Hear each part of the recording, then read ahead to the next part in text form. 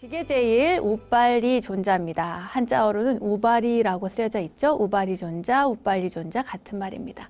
제1 결집, 그러니까 부처님이 돌아가신 이후에 대가섭, 마하가섭께서 주최해서 500명의 비구들, 아라한들을 모아놓고 했던 그때 유를 송출하셨던 분, 그 가섭존자를 도운 결정적인 역할을 하신 분이 바로 우빨리 존자입니다. 이 우빨리 존자는요, 원래 부처님과 같은 석가족 출신이었는데 신분이 조금 달랐어요. 그 왕족들의 이발을 담당한 머리카락을 잘라주던 노예계급 수드라 출신이었습니다.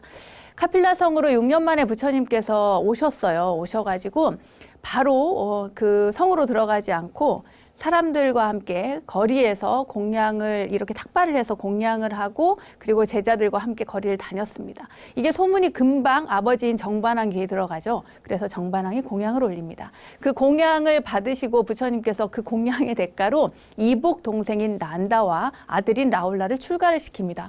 정말 놀랍죠. 정반왕은 부처님께 정말 그 마음을 다해서 공양을 올렸는데 부처님은 왕이 될 만한 그 서열 순위들을 모두 다 출가를 시킵니다. 그때 이후에 출가한 석가족의 왕자들이 굉장히 많아요. 저희가 지난 시간에 소개해드렸던 아난다 존자도 석가족의 왕자 출신이고요. 제바달다 그리고 뭐 아주 곱게 자랐죠. 아나율 존자 같은 분들도 석가족에서 아주 거의 그 귀족 계급이라고 보시면 되겠습니다. 이러한 우빨리 존자가요. 석가족의 왕자들이 한꺼번에 출가할 때 머리카락을 잘라주기 위해서, 그러니까 삭발을 해주기 위해서 함께 길을 떠납니다. 길을 떠났는데 부처님께서 이미 저기 멀리 국경지대까지 가셨다는 얘기를 듣고 불이 나게 가요. 쫓아가는데 이 왕자들이 우빨리 존자에게 머리카락을 자르게 하고는 자신이 가지고 있는 폐물, 그러니까 보석이라든지 장신구들을 다 벗어서 그 우빨리 존자에게 주고 이걸 가지고 돌아가라고 합니다. 그런데 우빨리 존자는 자기도 출가를 하고 싶은 거예요. 모두 왕자들도 출가를 하는데 자기도 출가를 하고 싶은데 다만 자기 신분이 너무 낮아서 천민이니까 노예니까 자기는 출가하겠다는 말을 차마 못합니다.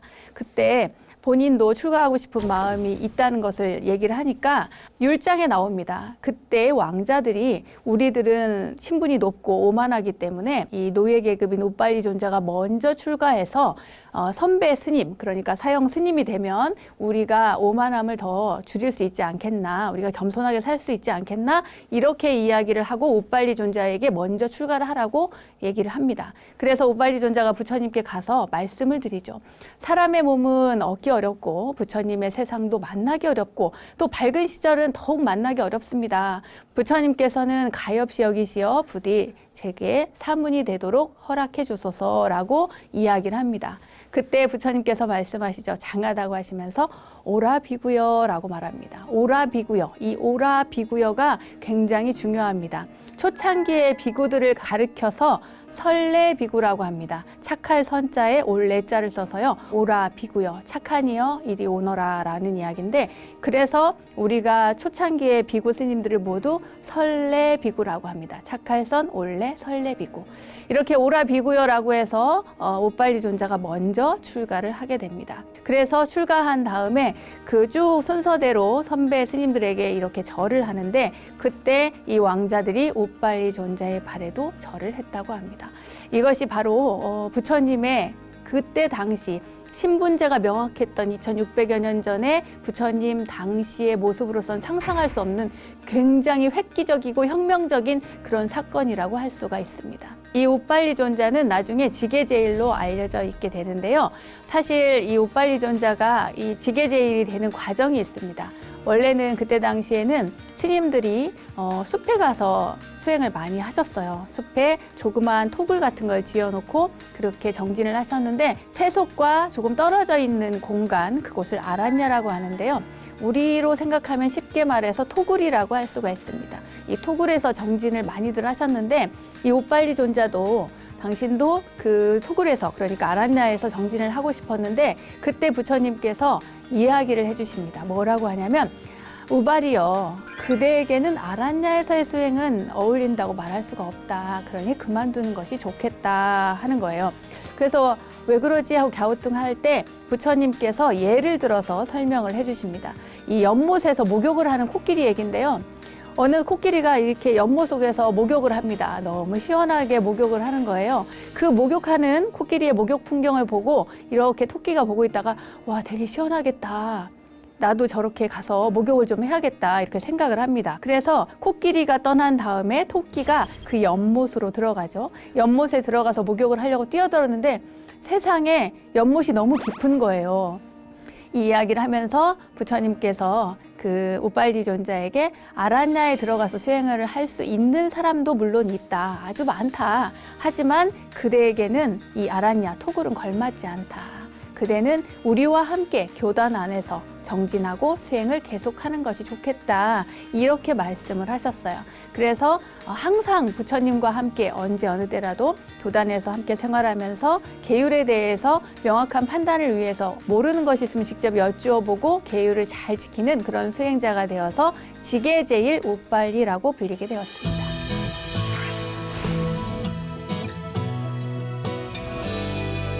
다음은 설법제일 부르나 존자입니다. 부르나라고도 하죠.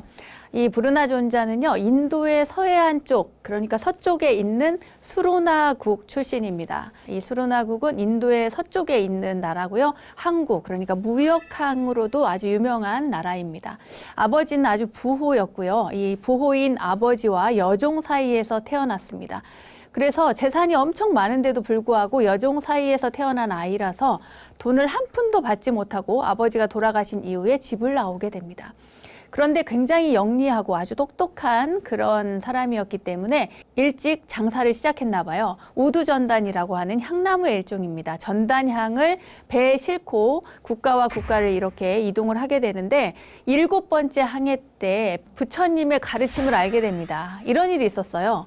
그때 그 사위성의 상인들이 배 위에서 노래를 부르고 있습니다. 그때 부르나 존자가 이게 무슨 노래입니까? 라고 물어요. 그러니까 상인들이 이건 노래가 아닙니다. 부르나 존자가 다시 묻죠. 그럼 이게 뭐예요? 주문입니까? 하니까 주문도 아니라는 거예요. 그럼 뭐냐고 하니까 바로 부처님의 가르침이라는 겁니다. 그럼 부처님이 어떤 분이냐고 물어요. 그러니까 이 상인들이 부처님의 훌륭한 점들을 또 가르침을 얘기해 주면서 사위성에 가면 부처님을 만날 수 있다고 알려줍니다. 그래서 이 부르나 존자는 사위성에 부처님을 찾아가게 되죠. 그리고 부처님을 뵙고 그 이후에 출가를 합니다. 근데 이 부르나 존자는 원래 바라문 출신이었기 때문에요. 어려서부터 베다에 정통하고 모르는 게 없었습니다. 아주 모든 학문을 통달한 아주 천재였죠. 여러분 베다를 잠깐 짚고 넘어가야겠습니다. 베다가 뭐냐면요. 바라문들, 그러니까 사제 계급의 사람들은 어렸을 때부터 신의 소리를 그러니까 인간에게 전달을 하기 위해서는 공부하는 학문이 있었는데 그것이 바로 베다라고 하는 성전에 적혀 있는 내용입니다. 그러니까 어렸을 때부터 항상 바라문 출신들은 베다를 공부해야 했던 거죠. 이 모든 학문을 다 통달하고 20세가 되니까 너무 많은 것을 알게 된 부르나 존자는 교만해지기 시작합니다. 내가 뭐 다 알고 있어. 부처님 말씀도 내가 다 알아. 또 베다도 다 알아. 신의 목소리도 다 알아. 뭐 이런 식인 거죠. 약간 교만해지게 된 겁니다. 그때 부처님께서 가르침을 주십니다. 이 부르나 존자에게요. 진실로 지혜로운 사람은 자기는 무엇이든지 안다고 말하지 않는다. 진실로 다 아는 사람은 태양이 온 세상을 밝히듯 한다. 그러나 조금 아는 것이 있다고 해서 스스로 교만해져서 남들을 업신여기는 것은 장님이 등불을 든 것과 같아서 남의 앞은 잘 밝혀주는데 제 앞길은 모른다. 이렇게 이야기를 해줍니다. 이 부르나 존자가 그 이야기를 듣고 너무 부끄러운 거예요. 그래서 참회를 하고 다시금 부처님의 말씀을 듣고 재발심을 하게 됩니다. 또 다른 이야기를 하나 해드리도록 하겠습니다. 이 부르나 존자가 조금 더 나이가 많이 먹고 난 이후의 일인데요. 부르나 존자는 공부를 열심히 하고 수행정진도 열심히 한 이후에 고향으로 돌아가고 싶어 했어요. 자기의 고향에 가서 이렇게 전법 활동을 하고 싶어 했습니다. 그래서 부처님께 말씀을 드리죠. 세존이시여, 저는 고향으로 돌아가 그곳에서 불도 수행에 힘썼으면 합니다. 원하옵건대 저에게 일상에 명심해야 될 그런 사항을 좀 말씀해 주십시오. 이렇게 부처님께 청하죠. 그러자 부처님께서 이런 얘기를 합니다. 부르나야, 그 지방의 사람들은 사실 성질이 굉장히 사납다고 하던데 만일 사람들이 그대를 대중의 면전에서 비난을 하면 그대는 어떻게 할 것인가 이렇게 물어요.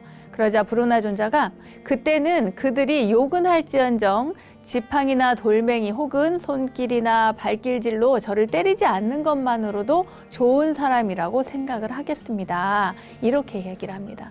그러자 이번에는 부처님께서 얘기를 해요.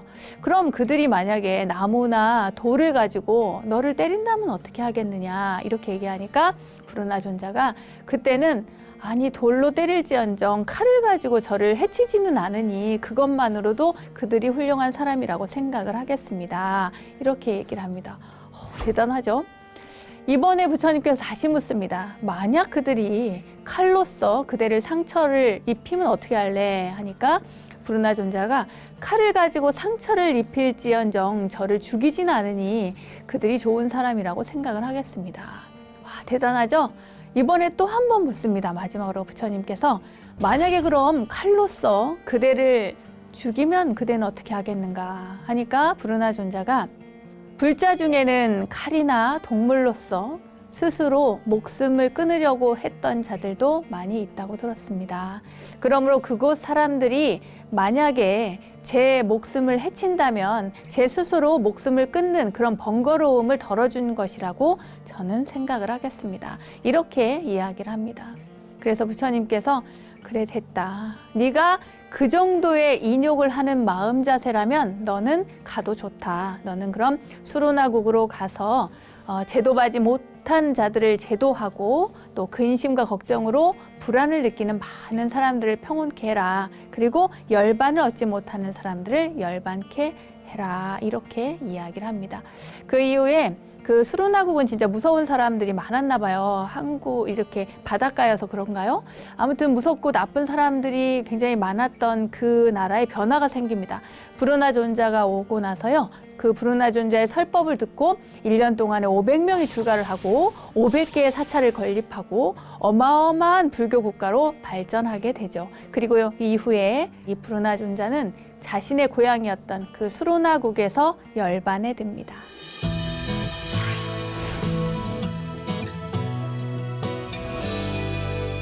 다음은 해공제일 수보리입니다. 수보리존자, 수부티라고도 불립니다.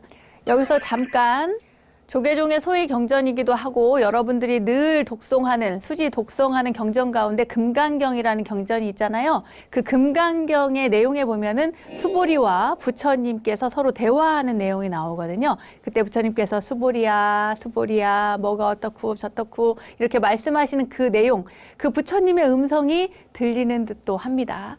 자, 여러분 금강경에 나오는 수보리존자 기억하시면서 금강경을 독송하시면 더 좋을 것 같습니다. 이 수보리존자는요, 수다타 장자의 조카로 잘 알려져 있습니다. 여러분 수다타 장자 누군지 아세요? 아시는 분? 손 한번 들어보세요. 아시는 분? 아시는 분이 있군요. 이 수다타 장자는 바로 기원정사를 부처님께 지어드린 그 장자입니다. 급고독 장자라고도 알려져 있습니다. 이분이 바로 큰아버지였어요. 이 수다타 장자가 부처님께 자기네 나라에서, 그러니까 코살라국에 부처님을 청해서 모시고 싶어서 만든 곳이 바로 기원정사인데요. 기원정사를 만들고 첫 번째로 그곳에서 설법을 하고 부처님께서 이 설법을 하셨을 때 그때 출가를 하신 분이 바로 수보리 존자입니다. 원래 그런데 이 수보리 존자는 해공제일로 알려져 있긴 하지만 성정이 그렇게 좋지 못했는가 봐요. 어렸을 때부터 이 가족들 간의 불화로 인해서 굉장히 원망도 많고 화도 많고 그런 유년 시절을 보냈다고 합니다. 그러니까 걸핏하면 나가서 싸우는 거예요. 싸움도 굉장히 잘했답니다. 사람들도 막 때리고 뭐 화도 잘 내고, 그래서 이 수보리 존자가 출가하기 전에는 주위 사람들이 다 불안해했대요. 또 무슨 화를 낼까? 또 누구랑 싸울까? 이렇게 불안해했다고 합니다. 그런데 그런 수보리 존자가 이 자기의 큰아버지인 수다타 장자가 세운 기원정사에서 부처님께서 오셔서 첫 번째 설법을 하실 때 그 설법을 듣고 딱 깨우침이 있었던 거예요. 그때 부처님의 제자가 되고 부처님의 공사상을 가장 잘 이해하는 해공제일이 되었다고 합니다. 이 금강경에서 많이 나오죠. 기원정사에서 처음 오셔서 설법을 하실 때 맨 앞에 연화색녀가 있었다고 합니다. 연화색 비구니로 나중에 유명해지는 분인데요. 맨 앞에 부처님 앞에 그 연화색녀가 있었는데 그 부처님께서 이야기를 했대요. 연화색 비구니한테 나를 최초로 이곳에서 맞아준 것은 그대인 것 같지만 그대가 아니다.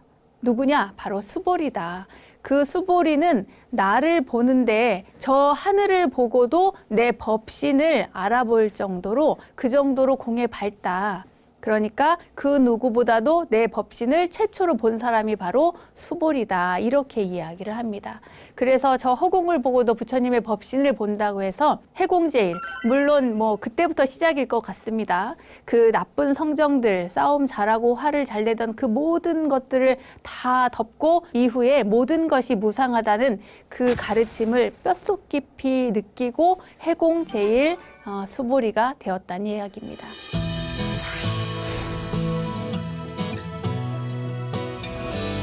다음은 논의제일 가전년 존자입니다. 마하가전년, 마하까짜나라고도 불리는 분이시죠. 이 논의제일 가전년 존자는요, 부르나 존자랑 조금 다른 성향입니다. 두 분 다 굉장히 설법을 잘하신 분인데 설법제일 부르나 존자는 제가불자를 대상으로 했다면 이 논의제일 가전년 존자는 설법을 잘하시고 논의 토론을 잘하시되 스님들을 상대로 했다고 합니다. 이렇게 구분해서 아시면 좋을 것 같습니다. 이 마가전년 존자는요, 중인도의 서쪽 변방에 위치하고 있는 곳이죠. 이완띠국 출신입니다. 이분은 굉장히 아름다운 분으로 알려져 있습니다. 물론 부처님을 따를 수 없겠지만 부처님, 석가족의 부처님이나 부처님 동생이나 사촌이나 이분들이 모두 다 아주 잘생기고 인물이 훤칠한 걸로 유명한데요. 불서의 기록에 따르면 서쪽 변방에 있는 곳, 그곳은 부처님께서 안 가셨다고 해요. 이 이완띠국 출신의 마하가전년은 사실은 그 부처님께서 그 태어나셨을 때 점을 봐주신 분 있죠? 누구예요? 아시타 선인. 그 아시타 선인의 조카로 알려져 있습니다. 아시타 선인이 죽기 전에 굉장히 원통해했다고 하죠. 부처님께서 깨달음을 얻으시고 그분의 가르침을 받지 못하고 죽는 것을 굉장히 애통해했는데 그때 조카에게 유언을 남깁니다. 뭐라고 하냐면 네가 크면 반드시 부처님을 찾아가서 그분의 제자가 되어라. 그리고 그분의 제자가 되어서 가르침을 받아 반드시 깨달음을 이루도록 해라. 이렇게 유언을 했다고 합니다. 그런데 이 이완띠국에는요, 부처님께서 오시지 않으니까 직접 사신을 보냅니다. 왕이 7명의 사신을 보내서 부처님을 모시고 오도록 해요. 그래서 7명의 사신을 사위성의 기원정사로 파견하는데 그때 파견된 사신들 가운데 한 명이 바로 가전년 존자입니다. 이 가전년 존자가 부처님을 뵙자마자 그대로 출가를 하게 되죠. 굉장히 늦게 출가합니다. 이 10대 제자 가운데 가장 늦게 출가하신 분으로 알려져 있습니다. 그런데 워낙 또 명석하셔서요, 논의를 잘하고 토론을 잘하고 그래서 논의제일로 알려져 있는데 논리정연하게 상대방을 부처님의 법, 부처님의 가르침으로 딱 얘기를 해서 귀의를 시키는 아주 중요한 역할을 하셨다고 합니다.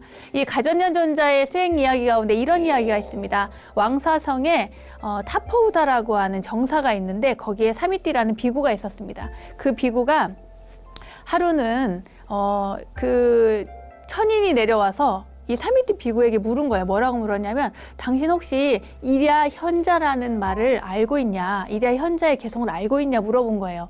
그러니까 저는 잘 모르겠는데요 라고 합니다. 사실 이 일야현자는 오늘 하루를 게으르지 말고 열심히 바르게 노력하면서 사는 현자의 이야기입니다. 그런데 이 천인이 넌 그러고 모르면서 왜 가만히 있어? 너네 스승한테 물어봐야지. 부처님께 가서 가르쳐달라고 말하면 될 거 아니야? 이렇게 이야기를 합니다. 그래서 사미띠가 부처님께 가서 여쭤봅니다. 부처님, 제가 궁금한 게 있는데요. 일야현자가 무슨 뜻인지 알려주십시오. 그 개성을 알려주십시오. 라고 청하니까 부처님께서 알려주시죠.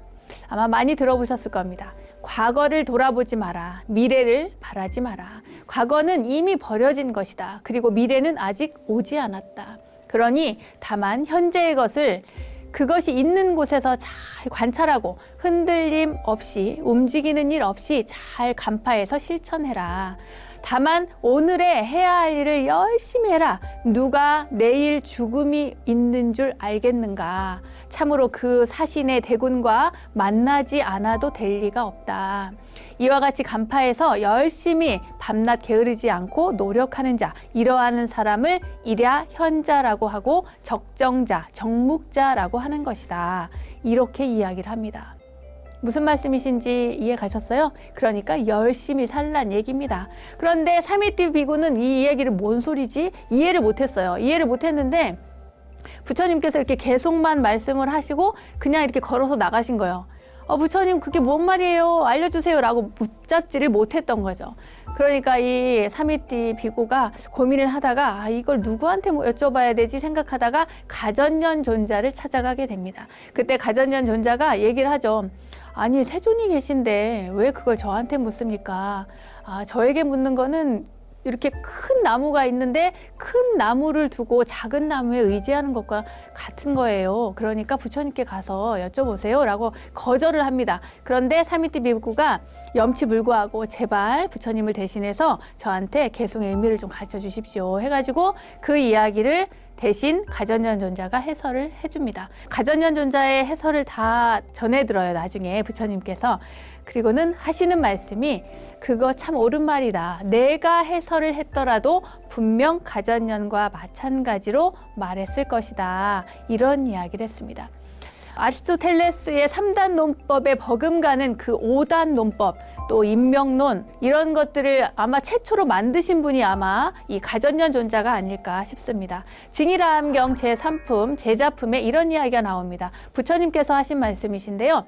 비구들아 마땅히 알라. 나의 이 성문 대중 가운데 민첩하게 내 뜻을 취하고 많이 들어도 총민하기 때문에 모두 다 깨달으며 조금만 듣더라도 남을 위해서 널리 분별해서 설하는데 으뜸인 사람이 바로 대가전년 비구인이라 이렇게 말씀을 하셨다고 합니다. 대단하죠, 여러분?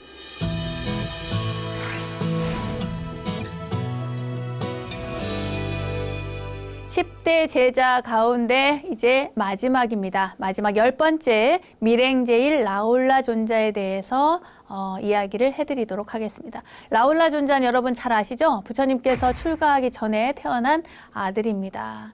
이 라울라라고 하는 이름에는요 2가지 의미가 있습니다. 먼저 라울라 존자가 태어난 날 밤에 월식이 있었대요. 그래서 그 월식의 이름을 따서 이 산스크리트어로 월식을 라울라라고 하거든요. 그 이름을 따서 라울라라고 지었다는 이야기가 하나가 있고요. 2번째는 부처님께서 출가하실 때 그때 이 아들의 탄생 소식을 듣고서 혼잣말로 장애가 생겼구나, 이제 얽매임이 생겼구나 라고 해서 장애라는 말이 원어로 또 라울라 이렇게 되어 있기 때문에 이 2가지 의미를 담아서 라울라라고 이름을 지었다고 합니다. 부처님께서 6년 만에 카필라 성으로 탁발을 가셨거든요. 거기에 가서 그 성에서 탁발을 하고 계시는데 그때 부처님께서 출가하기 전에 부인이었던 야쇼다라가 그 라울라와 함께 아들과 함께 있었습니다. 그 풍경을 보고 이 어머니가 라울라에게 얘기를 하죠. 저분이 바로 너의 아버지란다. 어서 가서 인사를 하고 오렴. 그리고 가서 부처님께 너의 유산을 달라고 해라. 그러자 라울라가 어머니가 시키는 대로 가서 인사를 하고 부처님께 저에게 유산을 주십시오 라고 이야기를 하죠. 이후에 부처님께서는 정말 유산을 주십니다. 무슨 유산을 주느냐? 제자인 사리불 존자를 통해서 라울라를 출가시켜 버리는 겁니다. 라울라를 데려가서 머리를 깎고 출가시키도록 해라 이렇게 말씀을 하셨어요. 그렇게 해서 출가를 합니다. 출가를 했는데 이때 정반왕이 난리가 났습니다. 그래서 쫓아오죠. 세존에게 쫓아옵니다. 와서 부처님께 정말 눈물을 흘리면서 통곡을 하면서 이야기를 해요. 뭐라고 하느냐면 부처님께서 출가하신 것도 나는 정말 그 뼈를 깎는 고통이었고 이 핏줄이 터지는 것 같은 고통을 겪었는데 그 다음에 나은다도 출가를 시키고 그 다음에 석가족의 왕자들이 다 출가했는데 이제는 그것도 모자라서 라울라까지 출가를 시킨다니 저 어린아이를 출가시킨다니 이게 무슨 말이냐고. 앞으로는 부디 부탁인데 부모의 허락을 받지 않은 자는 출가시키지 말아 주십시오 라고 이야기를 합니다. 그래서 부처님께서도 그 청을 아버님의 청을 받고 앞으로는 부모의 허락을 받지 않은 자는 출가시키지 마라 이렇게 말씀을 하셨다고 합니다. 어쨌든 이 라울라 존자는 그 최초의 사미가 되죠. 어린 사미가 됩니다.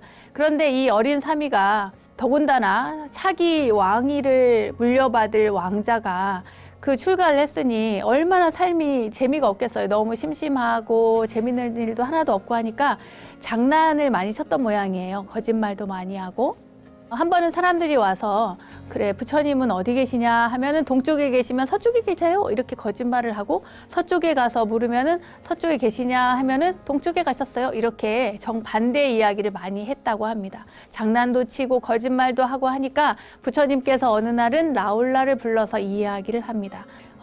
이렇게 발을 씻어달라고 그래요. 발 씻는 그 대야에다가 발을 씻으라고 합니다. 그래서 발을 씻겨드리니까 그 다음에 라울라 존자에게 발 씻은 물을 가리키면서 얘야, 네가 보기에 이 물을 마실 수 있겠느냐라고 말을 하니까 라울라 존자가 마실 수 없습니다. 더럽혀진 물은 마실 수가 없습니다. 라고 얘기를 해요. 그러니까 부처님께서 거 봐라, 한 번 더럽혀진 물은 사람이 먹을 수가 없다. 마찬가지로 올바른 지혜와 자신을 닦지 않으면 이 물처럼 버릴 수밖에 없다. 이렇게 얘기를 하시는 거예요. 결국 그 물을 버리죠. 그리고 또 발로 차기도 하고 이렇게 해서 그 대야를 가지고 부처님께서 많은 이야기들 가르침을 주십니다.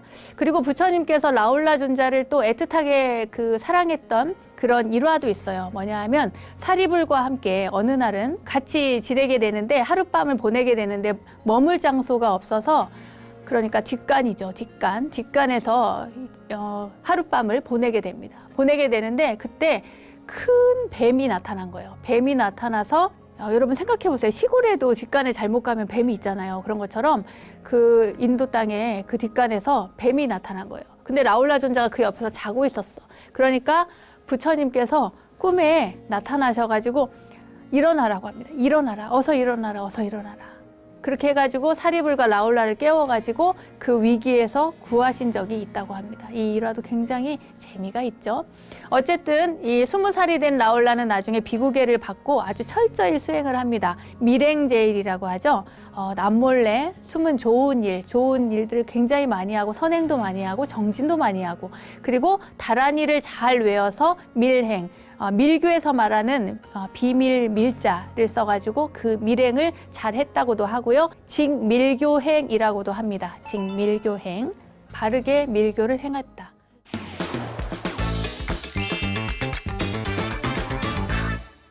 원영 스님의 불교 대백과 불교 지식을 내 안에 원불대 지식인 시간으로 함께 했습니다. 부처님의 10대 제자 가운데 오늘은 나머지 5분 제자들에 대한 이야기를 전해드렸는데요. 10분을 마지막으로 다시 한번 정리를 해볼까요? 자, 지난 시간부터 떠올려 보십시오. 지혜제일 사리불, 사리뿌뜨라죠. 신통제일 목갈린합니다. 목련존자라고도 알려져 있고요. 세 번째 두타제일 마하가섭, 마하가샤파, 대가섭이라고도 불리죠. 그 다음에 네 번째 천안제일입니다. 아나율존자, 아누루따라고 알려져 있죠. 그리고 5번째 다문제일입니다. 많이 들었죠? 아난존자, 아난다라고도 합니다. 그 다음에 6번째 지게제일, 오늘 했죠? 우빨리존자에 대한 말씀을 드렸고요. 7번째 설법제일 부르나 존자에 대한 이야기를 했습니다. 그리고 공을 잘 이해한다는 해공제일 수보띠라고도 하죠. 수보리존자. 그 다음에 9번째 논의제일 가전면존자, 마까짜냐라고도 합니다. 그리고 10번째 밀행제일 라울라 존자에 대한 이야기를 해드렸습니다.